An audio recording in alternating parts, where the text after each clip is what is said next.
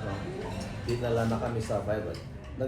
Pumunta kami sa zone na we will implement the checkpoint operations and magre-resist sila. So, naturally, that will be converted o ma-reduce run into a firefight.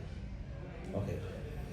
Ang hindi naiintindihan ng publiko, kasi iba the Commission on Human Rights, pag nagbarilan na kami dyan, nag-start yung firefight, ang pulis hindi niya iniisip yung human rights violations.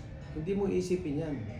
Ano ang iniisip ng pulis when the firefight starts? Self-preservation. Wala yung human rights na yan. Hindi namin iniisipan. Kaya nga, yung mga tao who come into the picture after the incident, suddenly they became expert. Ang dami, dapat ganito, dapat gano'n. Well, after the incident, everybody became an expert. Everybody has 20/20 vision already. Hindi gano'n ah. Pero pag tignan mo yung mga taong magsasalita ng gano'n, never been on a firefight. Never conducted a checkpoint. Tapos magsasalita as if they are experts. Baka nga hindi pa nakapagpaputok ng baril yan eh. O baka mamaya, baka hindi pa nakabaril ng kriminal yan eh. So, yun yung ano, yun yung... Bakit kaya pag magsalita sila parang as if they've been there then done that. As if they know better. Oh, ito better. Ba't kaya ganito itong mga to? Sa Russia, hindi ganyan. Hindi ganyan sa ibang countries. Dito lang sa Pilipinas. Perfectionist kasi. Very perfect ano. So yun lang yung ano, yun lang yung ano. Tsaka yung ano, yung excessive use of force, mga ganun. Hindi ganun yan. Na overkill. There's no such thing as overkill on a firefight. Kasi kung ano naman ang in-issue sa'yo ng gobyerno, yun ang ipuputok mo sa enkwentro. Halimbawa, ang in-issue sa akin ng gobyerno ay 60 caliber at nagkaroon ng firefight, ipuputok ko yung 60 caliber sa versus 9mm. Kasi yun nga yung available resources ko eh. So, hindi the overkill is hereby misunderstood by the public. Hindi ho ganyan ang labanan. At isa pa, yung ginawa ko sa Tibunan, for instance. Akusasyon sa akin yan, dinala ko sa in public, dinala ko sa bundok, walang tao, masyado, para pag papatayin ko daw sila, konti lang makakita o walang makakita. I will conceal, i-conceal ko yung krimen na gagawin ko. Pero hindi yan ganyan ang isip ng mga law enforcers. Dinala namin yung checkpoint doon sa malayong lugar where the population is sparse. Para pag magkaroon ng firefight, walang mga makulateral, kunti ang walang makukulateral. Iniiwas the attempt there is iiwas na namin po kayo sa isang madugong labanan para hindi na ho kayo masugatan. Kaya dinala namin ho doon. Hindi dahil kakarnihin namin sila. That's your understanding eh. At alam mo kung sino ang nagsubo ng ganong idea. It's the experts again. The 2020. The 2020 vision. Kaya dinala mo dyan kasi papatayin mo sila eh. Dinala mo dyan sa hilly area. At tapos, inilagay niya sa advantageous position sila. Ganon eh, di ba? Para hindi makalaban yung mga supposed victims. Tama po na gano'n ang ginawa namin kasi alangan namang ilalagay namin ang isang operation na kami ang lugi. Kaya nga kami nag-training eh para hindi kami malugi sa operation. Kaya nga kami nag-training pumutok eh para pag na-reduce to firefight ang laban eh hindi rin naman kami mabibigo na i-depensa ng mga publiko.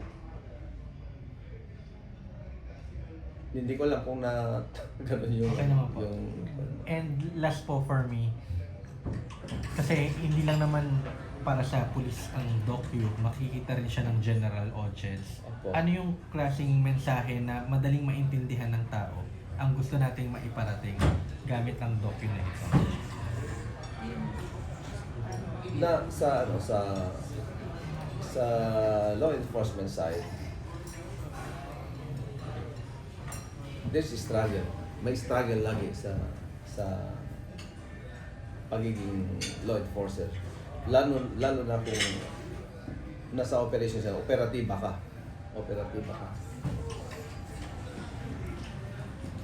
Kasi hindi lahat ng, lalo na if you're into a task force, hindi you will be asked to solve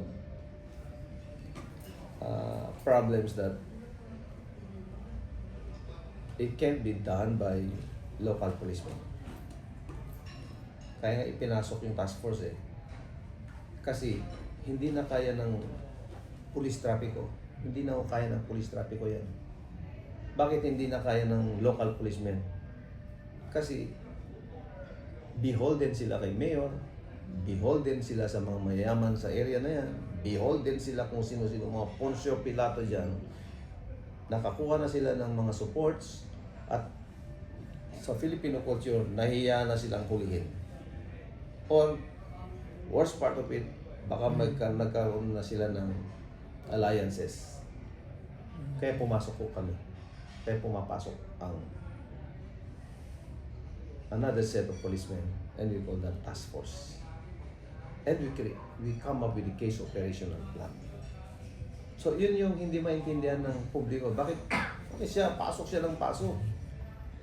In the Tevez case, for instance, bakit? Kasi may Marantan nasa Metro Manila, National Capital Region Commander ng CIDG, bakit nandun nag-ooperate sa Negros Oriental, sa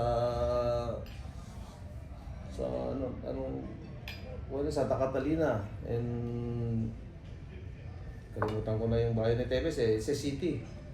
Bakit nandun ako? Yun yung sagot yan. Kasi hindi na functional lang ang local police. They are into it already. They're part of the system. Hindi ko sinasabing masamang tao sila, but they're part of the system. Nung Senate hearing, na-uncover yan. They cannot even mention the name of Tevez. They are police officers, but they cannot mention it. And yet, sasabihin nila, hindi sila takot. Pero just mentioning the word Tevez, hindi nila ma-mention. Kaya medyo nagalit na ako doon sa Senado. Parang niloloko nyo itong plenary. Kasi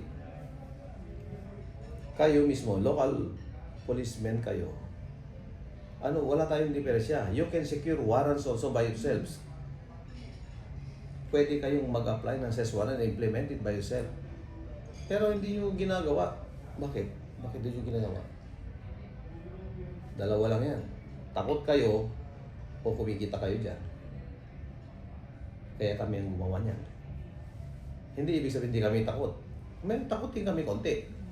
Pero utos na yan ng higher command eh. Nakita na the national headquarters, yung command, inoobserbahan nila yung kung sapat ba yung actions mo sa isang sitwasyon. Bakit konti ang huli mo? Bakit hindi mo na-apply ng mga search warrants yan? Bakit why the Tevez is lording it over? Ganon. So, padadalhan nila yan ng intel. Papa-counter intel nila lahat yan. So, ano lumabas doon? They're receiving allowances from Tevez and all that. Ganon din kay Kibuloy. Marami rin kaibigan si Kibuloy ng policemen. Marami rin siyang kaibigan ng politiko. They receive allowances from Kibuloy. So, paano mo i-operate na may utang na loob ka? Understood naman yan sa atin. Kung minsan, ganoon din tayo, di ba? Pag nakautang tayo ng loob, parang gusto natin suklihan. But, that should not be the case. Dapat, kung mga cases naman na heinous non-negotiable naman dapat. Hindi pwedeng ibigay that it can be negotiated at all. Ginawa mo ito, pulong ka. Now, if you put serious resistance and then do fight, basta ako, it doesn't matter to me if you are the strongest cat in this room. Ganun yung pag-intindi ko sa law enforcement. As a law enforcer, it doesn't matter to me if you're the strongest elephant in the room. What matters to me is how you behave and how you treat weak people. Highly regarded ka sa akin pag ganun. Pero kung taking advantage of the people less fortunate than that, less fortunate na nga eh, you have to give more considerations to them. Kaya nga nauuwi sa firefight kasi you think that you are the you are the strongest mammal strongest animal in the room lagi. It's always like that. Palaging ganyan. Kaya pag sa gabi at matutulog na ako at mayroon akong hindi nagawa, parang hindi ko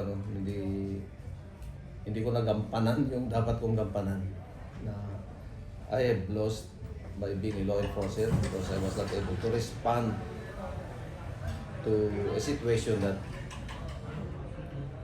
I should have responded. Yun yung feeling ko lagi. Parang there's a part of me na incomplete kung hindi ko nagawa. At iisipin ko lagi yan. Hindi ko alam kung ganyan yung iniisip ng ibang law enforcers. Cannot compare myself with them, but yung mga tao ko alam nila na gano'n ako. Pag may pumunta dyan, isipin ko lagi yan. Napapanaginipan ko yan.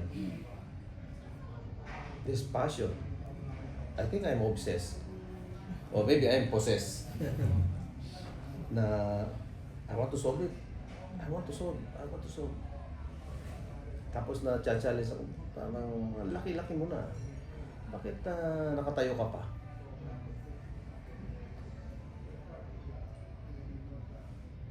Lahat naman tayo, the life expectancy of a Filipino is 73 years and 6 months. You can check that in Google. Kung 50-year-old ka ngayon, you still have 24 years. Which means you have only 24 Christmases. And you have only 24 summers to go. Ano naman kung mamatay ka ng 64? Nauna ka na dun sa life expectancy mo. What's the difference? I was wounded many times. You see, even death doesn't want to kill me. Kayo pa na paloko-loko lang dyan. Hindi pwede. Everything is perception. Di ba? Yung time nang hinuli ko si Valera, Governor Valera Fabra, dami niyang 500 goons. Kasi he masterminded the assassination of Chito Bersamin, yung kapatid ni Executive Secretary ngayon, and the brother of J.B. Bernos, and many more. Ano siya, talagang biggest cut siya. Talagang di siya, walang mag-release ng warrant of arrest o search warrant o for that matter, walang may gusto talaga. Wala ring taker. Gumawa sila ng task force Bersamin sa Abra, sa Quezon City. Daming pumasok. NBI, dami nang pumasok. Walang taker na aresto sa kanya without warrant. At the court cannot issue warrants at the time. Takot talaga. You can check that 2007. 2005, 2006, 2007. Ako lang ang taker. I was major. Ako yung junior. Ako pang take care. Bakit kaya? I risk my life. I risk my family also. Kaya nga kung saan-saan kami lumipat ng pamilya ko eh. From one place to another. Nag-stay kami sa Bulacan, transfer to Katipunan, transfer. Dami. Dami kasi. Talagang sinusundan ako ni Valera, papatayin niya ako. Dahil sa ginawa ko, inaresto ko siya.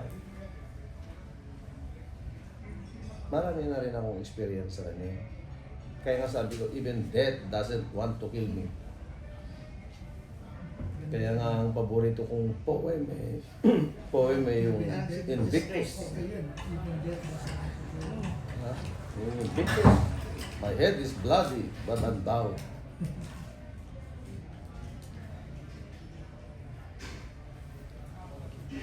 Ang iniisip ko lagi pag may gagawin ako at when I failed na hindi ko nagawa, darating araw, siyempre may mga anak ako eh. Bayaan mo na yung mga anak mo kasi makita na nila eh. Yung mga hindi nakakita, yung mga apo mo, later on, magkakaroon din ako ng apo. Ganyan ang lolo ko eh. Makulit din ako, tinatanong ko yung lolo ko eh.